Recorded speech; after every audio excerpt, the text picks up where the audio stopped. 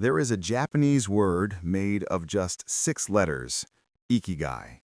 And when I first heard it, I had no idea that this simple sound would eventually tear apart everything I thought I knew about purpose, success, happiness, and even life itself.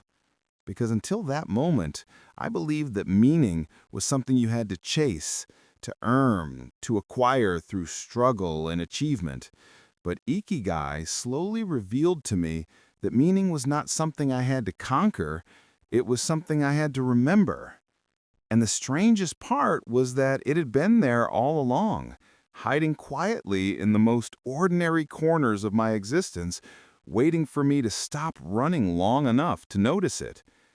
Because for most of my life, I lived like so many others, racing from one goal to the next, from one milestone to the next, thinking that once I reached a certain level of success, a certain number in my bank account, a certain title on my business card, a certain recognition from others, I would finally feel whole, complete, fulfilled. Yet every time I achieved what I once dreamed of, a strange hollow space remained inside me, like a room that had been beautifully decorated but was still empty of warmth. And in that emptiness, a quiet question echoed over and over again. Why?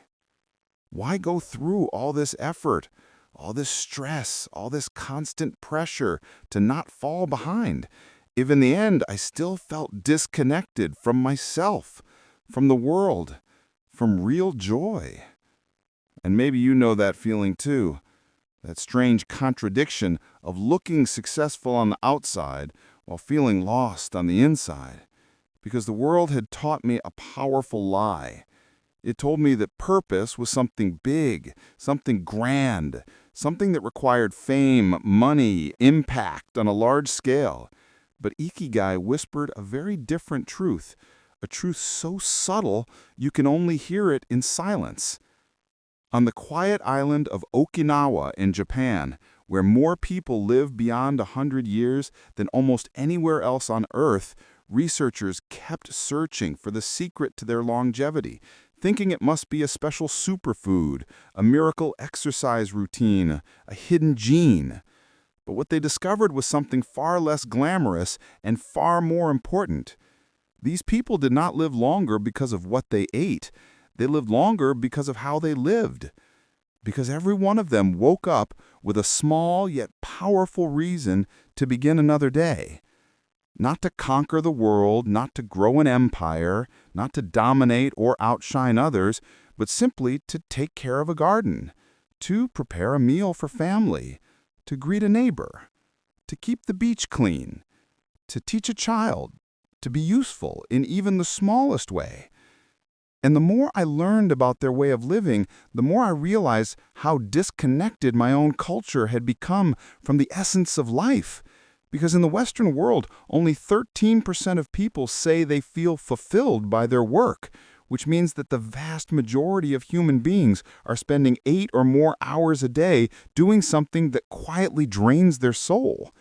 And yet we continue to normalize this suffering, to glorify burnout, to romanticize the grind as if constant exhaustion was a badge of honor. And I was not exempt from this madness. I was deeply trapped inside it, measuring my worth in numbers, likes, income, productivity, busyness, always moving, always planning, always stressing about the next step, unable to sit still without feeling guilty, until one day when I truly understood that Ikigai does not mean follow your passion, as social media and self-help gurus try to convince us. In fact, that popular 4-circle diagram that everyone associates with Ikigai does not even come from Japan. It was created by a Western coach who needed to package something ancient, something sacred into a neat, marketable system. But in doing so, he stripped away its soul. Because real Ikigai is not a diagram, it is not a formula, it is not something that can be calculated. It is a quiet inner knowing, a gentle pull toward the things that give your life meaning without you even realizing why. It is the smile of a 90-year-old who still wakes up early to tend his garden, not because someone is paying him, but because his hands were made for the earth. It is the grandmother who wakes up every morning with excitement just to make breakfast for her grandchildren. It is the fisherman who goes to the sea not to become rich, but because the rhythm of the sea is the rhythm of his own heart.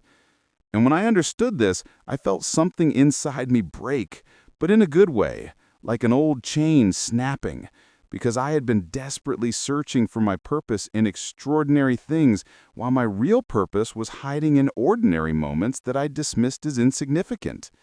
Those quiet moments when I watered the plants on my balcony, when I helped a friend without expecting anything in return, when I listened deeply instead of pretending, when I cooked for someone I cared about, when time seemed to disappear and I felt fully present.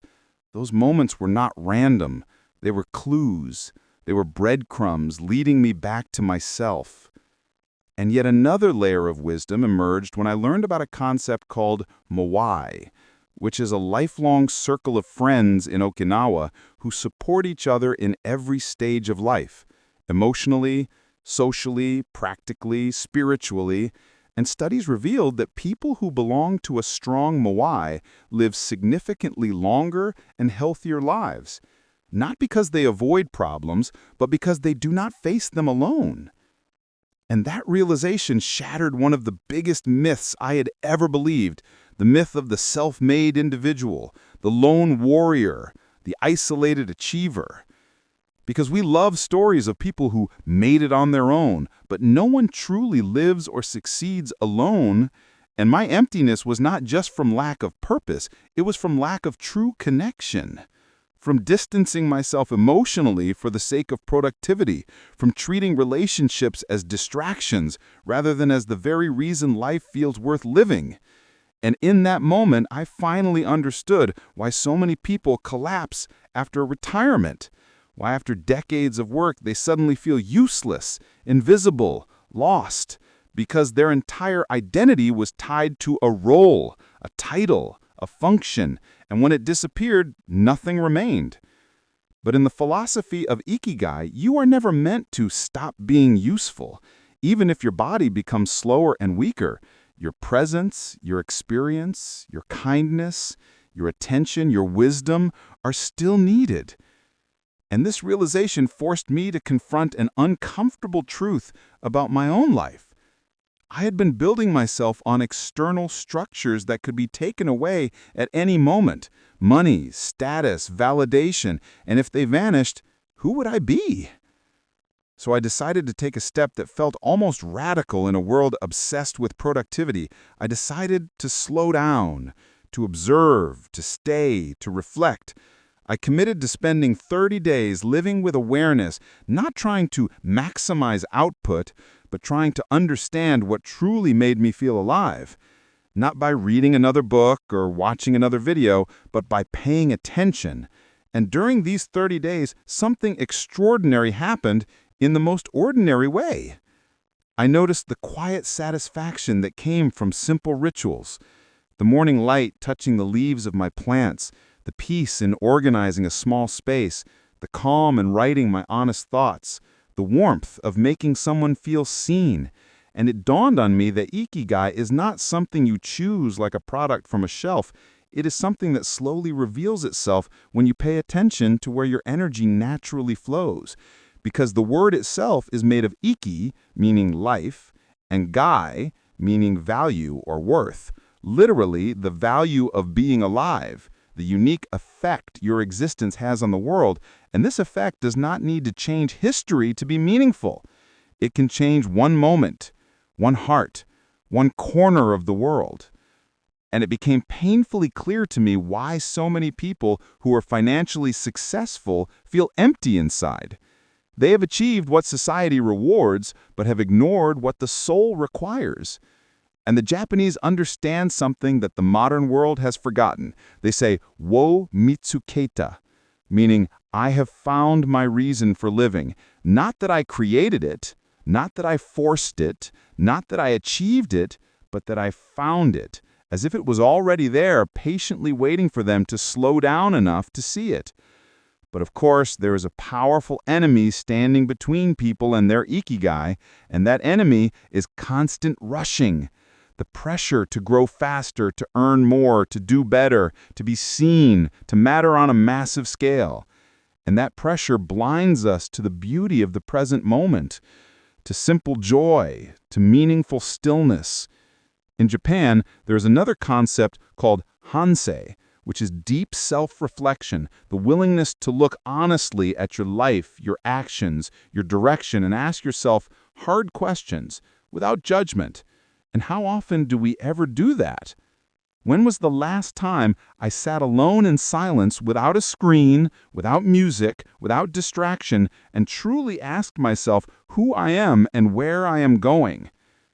And then there is the concept of mono no aware, the awareness of impermanence, the understanding that everything fades, that every moment is fragile and precious precisely because It will never come back. And instead of making me sad, this realization made me more alive, more present, more grateful.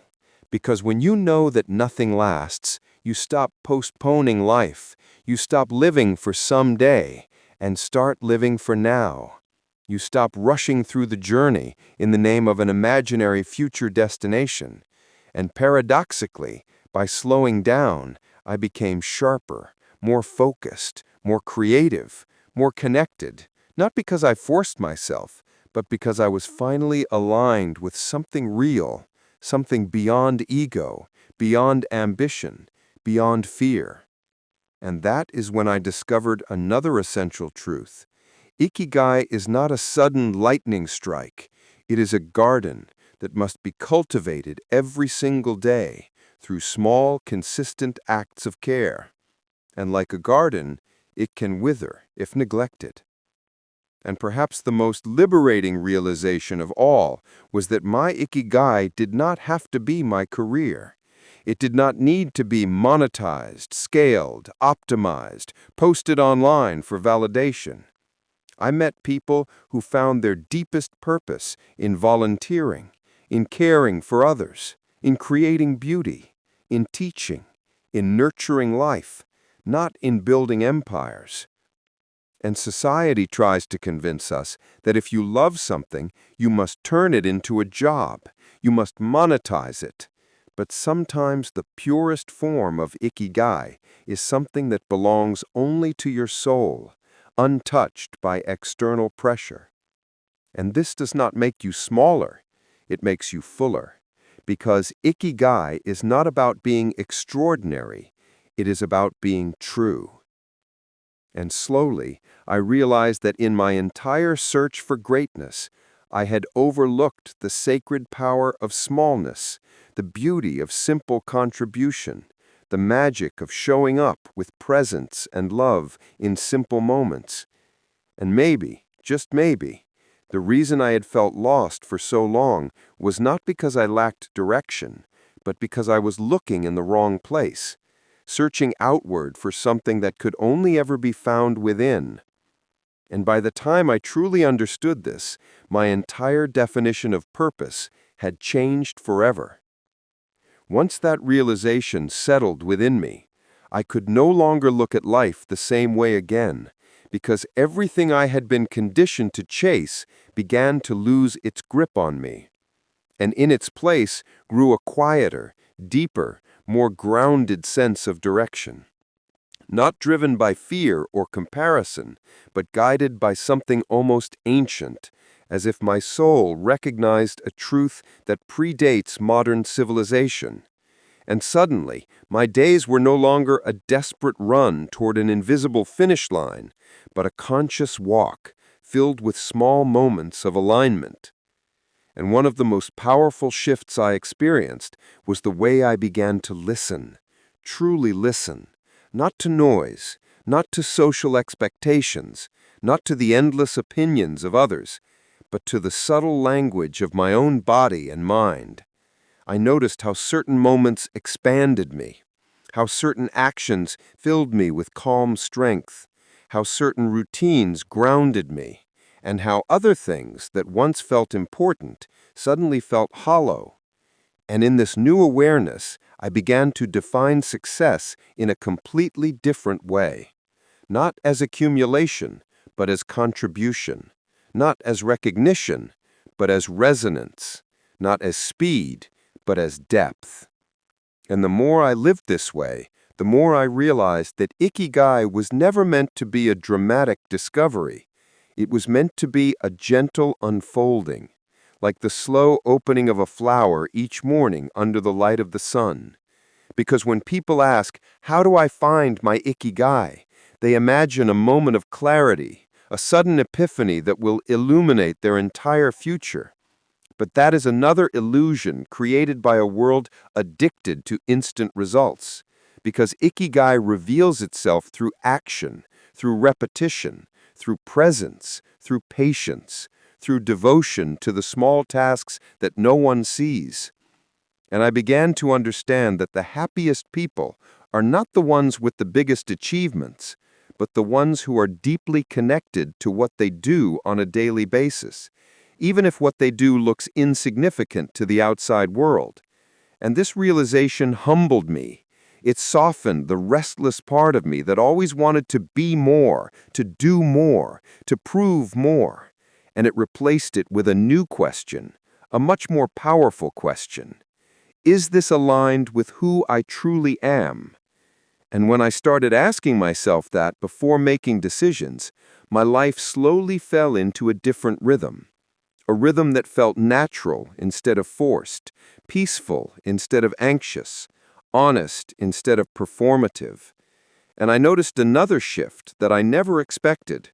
The more I stopped trying to impress the world, the more the world seemed to respond in the most unexpected ways. Opportunities emerged naturally. Relationships deepened. Ideas flowed more easily, because desperation had been replaced with clarity, and clarity has a silent power that cannot be faked. And perhaps the most profound change of all was the way I began to experience time. Before, time had always been my enemy, something running out, something chasing me, something I never had enough of. But through the lens of Ikigai, time became a companion, a river I moved with instead of against. Because when you are aligned with your reason for being, every moment is meaningful. Even the quiet ones, even the slow ones, even the seemingly unproductive ones. And I began to notice beauty in things I once rushed past. The pattern of light on the floor, the sound of birds outside the window, the warmth of tea in my hands, the rhythm of my breath. Because Ikigai does not exist in the future or the past, it lives only in the present. And when you are fully present, even the simplest experiences become sacred. And that is something no amount of money can buy. And it made me realize how deeply flawed our modern obsession with more really is. Because we are told that happiness is always one step ahead, one purchase away, one achievement away, one validation away. And so we never arrive. We never feel complete. But the truth is that completeness is not found by adding more. It is found by removing what is false, removing what is unnecessary, removing what does not belong to who you are. And as I stripped away external expectations, I felt myself becoming lighter, more authentic, more alive.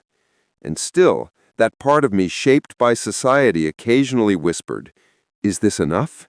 Are you doing enough? Are you becoming enough?" And in those moments, I had to remind myself of one of the most powerful aspects of Ikigai. It is not loud. It does not scream for attention. It does not demand recognition. It is quiet, steady, humble, but it endures. And the more I honored it, the more meaning filled my life without me forcing it. And I began to understand why the elders of Okinawa never rush, never hurry through conversations, never eat in haste, never move as if life was somewhere else. Because for them, life is here. It is now. It is in this moment. And to rush is to miss it. And is that not what most of us are doing? Missing our lives while trying to build a better one? And perhaps that is the greatest tragedy of all, and yet also the greatest opportunity, because at any moment you can stop, you can breathe, you can choose to live differently. And the moment you start living in alignment with your own Ikigai, your entire reality begins to change from the inside out. Your relationships transform, your work transform, your thoughts transform, your energy transform. And when your energy changes, the world around you responds differently, because life is a mirror that reflects what you are, not what you want to be. And this is why the journey to Ikigai is not a search for something new. It is a return to something ancient within you, a remembrance of who you were before the world told you who to become. And that realization changed how I treated myself. I stopped being so harsh, so judgmental, so demanding, and instead I became a student of my own existence, observing what brought me peace, what drained me, what connected me, what disconnected me. And slowly, gently, daily, I aligned my life more and more with what felt true. And there was one final truth that emerged from this journey, something that touched me more deeply than anything else. Your Ikigai is not grand, it is intimate. It is not found in comparison, it is found in honesty. It is not found in the extraordinary, it is found in the ordinary infused with meaning. And when you live this way, life itself becomes your teacher. Every Moment becomes a lesson. Every person becomes a mirror. Every challenge becomes a guide. And you stop feeling lost because even in uncertainty there is meaning. Even in pain, there is growth. Even in silence, there is purpose. And the world no longer feels like a place you have to conquer. It feels like a place you get to experience, to contribute to love, to nurture. And as I look back now at the person I once was, constantly searching, constantly restless, constantly dissatisfied, I feel compassion.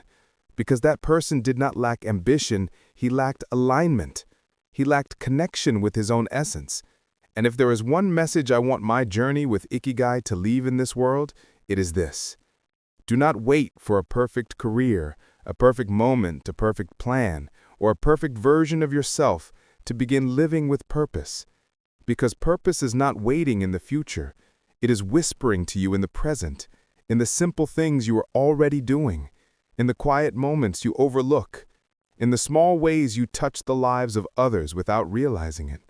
And the moment you truly start paying attention, you will realize that your reason for being has been with you all along, woven into who you are, into how you move, into how you care, into how you exist. And that perhaps the most profound wisdom of all is this. You do not need to find your purpose. You only need to stop ignoring it, nurture it, honor it, and walk with it every day. Because Ikigai is not a destination, it is a way of living. And once you begin to walk this path, even the most ordinary life becomes a masterpiece of meaning. And the most powerful truth is that your Ikigai is not meant to impress the world. It is meant to make your life worth living. And that, in the end, is the real secret of those who live long, happy, fulfilled lives. In the end, what I realized is that Ikigai was never hiding somewhere in the future, waiting for me to become more, earn more, or achieve more. It was quietly waiting for me to finally notice what was already true about who I am and how I live. It was in the way my heart softened when I helped someone without wanting credit. It was in the calm that settled over me in moments of stillness. It was in the invisible threads that connected me to other people, to nature, to time itself. And the moment I stopped trying to impress the world stopped feeling like something I had to fight against. Instead, it became something I could walk through with intention and presence. And that is why I now understand that purpose is not something you build with force. It is something you reveal through awareness, through honesty, through simplicity. And this is the greatest gift the Japanese concept of Ikigai gave me, The realization that life is not about becoming extraordinary in the eyes of others, but about being deeply meaningful in the way you exist every single day. Because your reason for living does not shout, it whispers. And the moment you finally listen, the moment you slow down enough to hear it, you no longer feel lost. You feel anchored. You feel guided. You feel aligned. And that is when you stop searching and start living. Because Ikigai is not something you find once and forget. It is something you choose with every breath, every action, every act of kindness, every moment of gratitude. And now that I know this, I no longer ask what I want from life. I ask what life wants to express through me. And in that question, I have finally found the answer.